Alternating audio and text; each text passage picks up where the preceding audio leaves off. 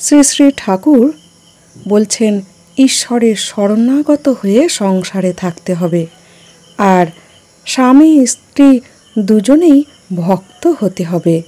তাহলে আর সংসার অসার বলে বোধ হবে না। তাই তিনি সেই প্রসঙ্গে বলছেন, কালী নামে দাওরে বেড়া, ফসলে তছরূপ হবে না। ঈশ্বরের শরণাগত হও, সব পাবে। সে যে মুক্ত কেশির শক্ত বেড়া, তার কাছেতে জম ঘেঁষে না। তাকে যদি লাভ করতে পারো, সংসার অসার বলে বোধ হবে না। যে তাকে জেনেছে সে দেখে যে জীব জগৎ সে তিনিই হয়েছেন। ছেলেদের খাওয়াবে যেন গোপালকে খাওয়াচ্ছ। পিতামাতাকে ঈশ্বর ঈশ্বরই দেখবে ও সেবা করবে। তাকে জেনে সংসার করলে বিবাহিত স্ত্রীর সঙ্গে প্রায় ঐহিক সম্বন্ধ থাকে না। দুজনেই ভক্ত, কেবল ঈশ্বরের কথা কয়, ঈশ্বরের প্রসঙ্গ লয়ে থাকে, ভক্তের সেবা করে। সর্বভূতে তিনি আছেন, তাঁর সেবা দুজনে করে। বিষয় লোকেরা তাঁদের চিনতে পারে না।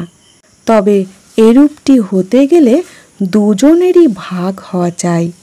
দুজনেই যদি সেই ঈশ্বরানন্দ পেয়ে থাকে, তাহলেই এটি সম্ভব হয়।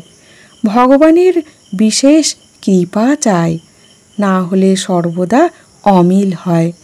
একজনেতে তফাতে যেতে হয়। যদি না মিল হয় তাহলে বড় যন্ত্রণা। স্ত্রী হয়তো রাত দিন বলে, বাবা কেন এখানে বিয়ে দিলে? না খেতে পেলুম, না বাচ্চাদের খাওয়াতে পারলুম, না পড়তে পেলুম, না বাচ্চাদের পড়াতে পেলুম, না একখানা গয়না। তুমি আমায় কি সুখে রেখেছ? চক্ষু বুজে ঈশ্বর ঈশ্বর করছেন। ওসব পাগলামি ছাড়ো। সংসারে থেকে সাধন করা বড় কঠিন, অনেক ব্যাঘাত। তা আর তোমাদের বলতে হবে না।